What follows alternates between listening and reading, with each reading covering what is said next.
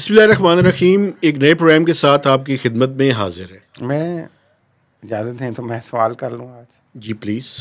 कि आने वाले दिनों में भी कहते हैं, अभी आजकल भी बारिशें हो रही हैं बड़ी सख्त, और पिछले साल भी हमने एक प्रोग्राम में कहा था गंदम के हवाले से बारिशें हो रही हैं। तो मैं और फिर जो कीमतों का इशू है, किसान की जो असल कीमत उसकी उजरत के हवाले से, तो आज आप इकॉनमी के रिपोर्टर भी हैं, एग्रीकल्चर को भी देखते हैं। आपके ख्याल में पाकिस्तान का जो लार्जर स्केल पे जो किसान है वो क्या दुआ मांगता होगा, क्या सोचता होगा मौजूदा सूरत हाल में? एक बात मैं आपको बताऊँ, देखें बहुत ही बुरी सूरत हाल है, और बुरी सूरत हाल की बुनियादी वजह मैं आपके सामने रख देना चाहता हूँ।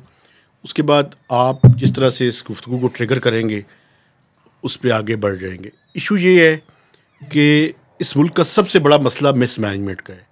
कोई चीज़ ज़्यादा पैदा हो जाए तब भी प्रॉब्लम है, कोई चीज़ कम पैदा हो तब भी प्रॉब्लम है, डिसीजंस इंपोर्ट का लेना हो तब भी मसला है, उस इंपोर्ट को रोकना हो तब भी मसला है।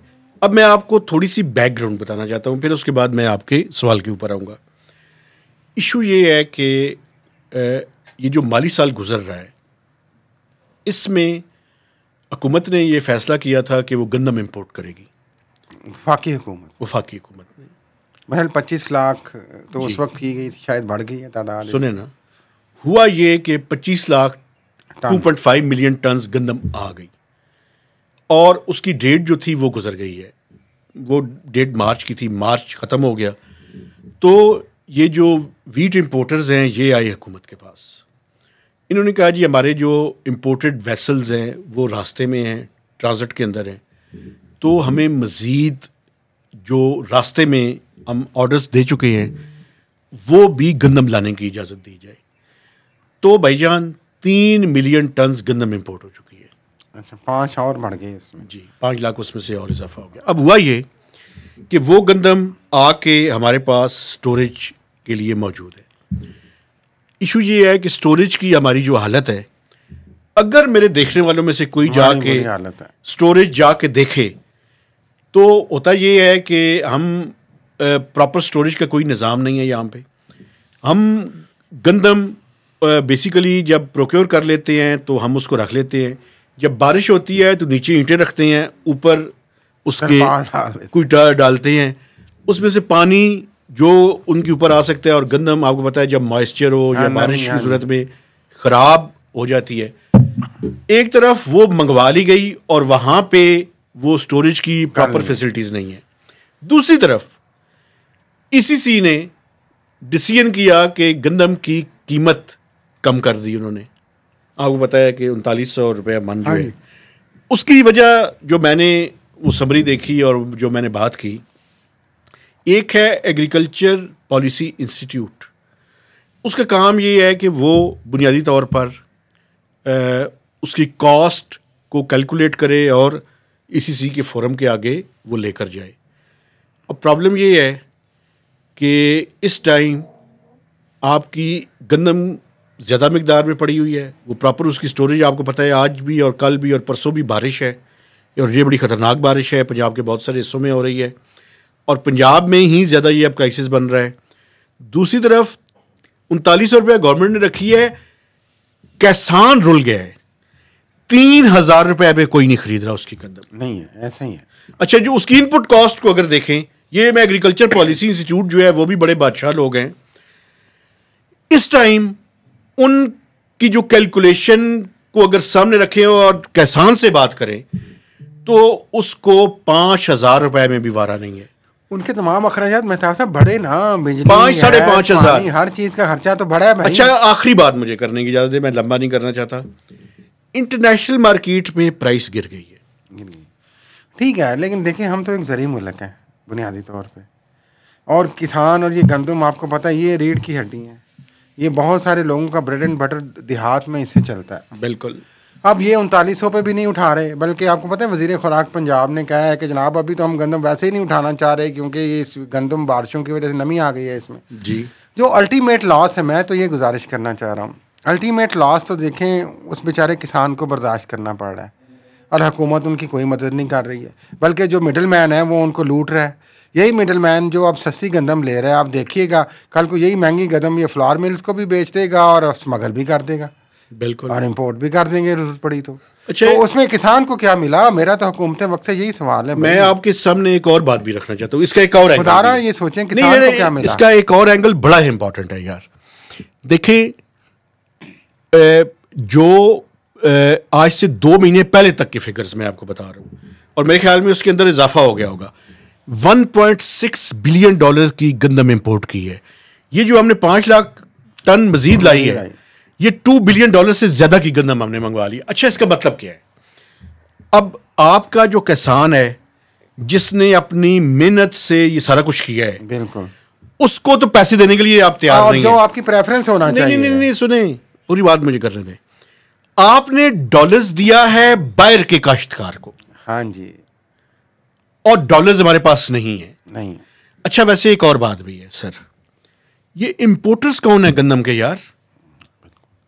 चलें, ये गंदम के इंपोर्टर्स कौन लोग हैं? कौन? बड़े लोग ही हैं ना जी। इन लोगों को देखने की और इनको इनके बारे में जानने की और इनको पहचानने की जरूरत है। इनके साथ साथ कौन से मिडिल मैन है सारे जो इनके लिए सारा कुछ चेक करते हैं। लेकिन मेरे बार बार वही सवाल है फिर भी कि अल्टीमेटली क्या आपकी तरजीह रियासत की हुकूमत की नहीं होनी चाहिए? गरीब किसान जिसका ब्रेड एंड बटर ही यही है यार, गंदम। अच्छा, अब एक नुकसान अगला मैं आपको बताऊं, और वो मिडिल मैन सारा कुछ खा पी जाए और आप मिल के साथ सारा आपकी जो इंफ्रास्ट्रक्चर है, सॉरी, ये सारा जो मिला होता है मिली भगत के साथ आप सब कुछ ये जुल्म किसान के साथ करें, वो पिसता रहे, आप पैसे कमाते रहे। अब एक और सुन ले बात अगली, इस साल अगर ये किसान रुलता है, मैं दावे के साथ कह रहा हूं और मैं वार्न कर रहा हूं ये पॉलिसी मेकर्स को, SIFC को, इस मुल्क के आर्मी चीफ को, प्राइम मिनिस्टर को, एग्रीकल्चर के साथ जो वाबस्ता लोग हैं, आप जो इस साल करेंगे ना, अगले साल वो गंदम नहीं उगाएगा।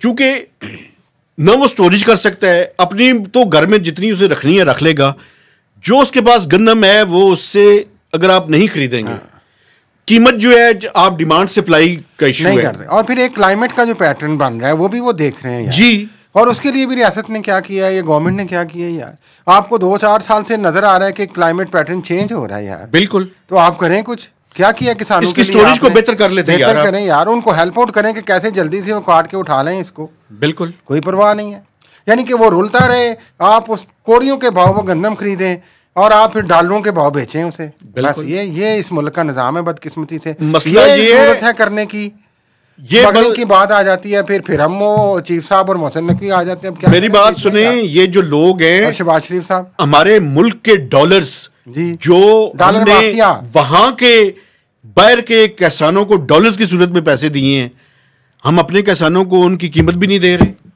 अपने किसानों के साथ नहीं ज्यादती करनी चाहिए, सूबों को भी नहीं करनी चाहिए और वफाकी हुकूमत को भी नहीं करनी चाहिए। ये बहुत नुकसान है उनके लिए, यकीन करें। और एक बात मैं आपको और बता दूं, ये जिस तरह से हम चीजों को मिसमैनेज कर रहे हैं जी, खतरा है मुझे कि गंदम की हवाले से पाकिस्तान आइंदा कई सालों तक किल्लत का शिकार रहेगा। और ये जो आप रोटी पे सियासत करते हैं, अब ये देखें, ये अलग गेम है। नहीं, ये आपको करने की जरूरत ही ना पड़े यार, अगर आप शुरू से चीजों को ठीक कर लें। बिल्कुल, तो बिल्कुल आप ठीक कह रही हैं। अच्छा, एक और भी प्रॉब्लम है, और फिर आप एग्रीकल्चर मुल्क हैं यार, आपके चीफ साहब, हमारे चीफ ऑफ आर्मी स्टाफ, वो हमेशा आप तो ज़राअत की बात करते हैं यार। अच्छा, एक बात और भी है, लेकिन किसान को एक बात और भी है, वो पॉइंट ऑफ व्यू मुझे सामने रखने दें ताकि मेरे देखने वाले ज्यादा इनरिच इस डिबेट से कोई नतीजा अखज़ करें। जी, हुकूमत ने कम कीमत क्यों रखी? फेडरल गवर्नमेंट ने जी, कम कीमत रखने की वजह यह है कि ये जो PMLN की गवर्नमेंट है जी, और मैं भी इत्तेफाक करता हूं इस हद तक इस बात से, वो ये कहते हैं कि अगर रोटी की कीमत बढ़ेगी तो इन्फ्लेशन नीचे नहीं आ सकती, यानी महंगाई नीचे नहीं आएगी। वजह साइकोलॉजिकल इफेक्ट होता है इसका। लेकिन यार आप बैलेंसिंग एक्ट करें ना। बैलेंसिंग एक्ट से क्या मुराद है? मुझे एक तो एग्रीकल्चर पॉलिसी इंस्टीट्यूट जो है उनकी कैलकुलेशन मुझे मेरी समझ से बालातर है। फर्टिलाइजर की कीमत आपने नहीं उसमें यूरिया महंगा हुआ था, बल्कि मिलता नहीं था, आपको याद जी? मुझे बिल्कुल, मैं वही करने लगा हूँ। और ये मोहसिन नकवी उस वक्त वज़ीर आला थे उधर। अच्छा, हाँ, अब ये उस वक्त ये इशू चला था, बिल्कुल। अच्छा, दूसरी तरफ आप ये देखें कि जो फ्यूल की कॉस्ट है, जो बिजली की कॉस्ट है यार, जो डीजल की कॉस्ट है, तो ये कैसे उन्होंने कैलकुलेट की? लेकिन उसकी कैलकुलेशन जितनी भी आपने अच्छा 3900 कर दी है आपने, मैं चले 3900 ही यार, आज 3000 रुपये पे मन मिल रही है, खुदा का खौफ करें ये जुल्म ना करें कि, और ख़ास तौर पे पंजाब के किसानों के साथ ये ज़्यादती हो रही है, जहाँ पे वसी पैमाने पे ये बेचारे हैं। आखिरी बात बिल्कुल जी सर, दुख भरी बात ही है, आपकी कास्ट ही नहीं पूरी हुई, आपने औने पौने दामों अपना सरमाया बेच दिया है, उसके बाद आपने जो कुछ पे करना है स्टेट को, जो आप कर रहे हैं अपने बिजली गैस पानी खाने पीने, वो कहाँ से पूरे करने हैं आप? एक बात मैं आपको और बताऊं, मकरूज हो चुके हैं पंजाब के किसान, आपको पता है, जाके सर्वे कर लें। एक बात मैं आपको और बताऊं, आप भी और मैं भी रूरल एरिया से हैं, आपको पता है कि ये जब होता है तो मेले ठेले होते हैं जी हाँ, एक एक्टिविटी फेस्टिविटी होती है जी। अच्छा, शादियां लोगों की प्लान होती हैं। हाँ जी, और पूरी उन्होंने सारा प्लान, एक स्कीम बनाई होती है, पैसा जी आएगा बिल्कुल, तो क्या करना है, किस तरह करना है, बच्चों को पढ़ाना है, शादी करनी है, घरों को ठीक करना है, छतों को ठीक करना है, तो खुदा का खौफ करें यार, ये किसानों के साथ बहुत ज्यादती हो रही है। तो हम तो वज़ीर आला पंजाब मरीम नवाज इस पर भी गौर करें ये, और ये आपके, बल्कि वो कह रहे हैं कि हम अभी गंदम ही नहीं उठा रहे, ठीक है, ये बहुत सारी इश्यूज़ गवर्नमेंट के हैं, लेकिन आपकी प्रेफरेंस मैं समझता हूँ कि रियासत की हुकूमत की किसान होना चाहिए। किसान एक बात मैं आपको बताऊं, पंजाब की ब्यूरोक्रेसी के अंदर आज भी ये कैपेसिटी मौजूद है कि अगर मरियम नवाज साहब एक्शन ले तो कोई ना कोई उसको मैनेज कर सकते हैं। मैं ये नहीं मानता कि ये मैनेज नहीं हो सकता। उसका दामन पकड़ें, उसका बाजू पकड़ें, उसका हाथ पकड़ें, मेहरबानी करें। मेरा ख्याल है कि हमने काफ़ी अपनी तरफ से जितनी हम मैक्सिमम कर सकते थे किया, लेकिन इस इशू को हमने बार बार उठाना है। ये बहुत ही सेंसिटिव, बहुत ही इम्पॉर्टेंट और बहुत ही बुनियादी इशू है। ये जो रोटी की सियासत से हमने बात की, ये उस तक जाता है। ये बिल्कुल। इसी के साथ आपसे गुजारिश है कि हमारे चैनल को सब्सक्राइब करें, मैक्सिमम लोगों के साथ इसकी शेयरिंग करें और कमेंट्स कीजिए। तो इजाज़त दीजिए, अल्लाह हाफिज़।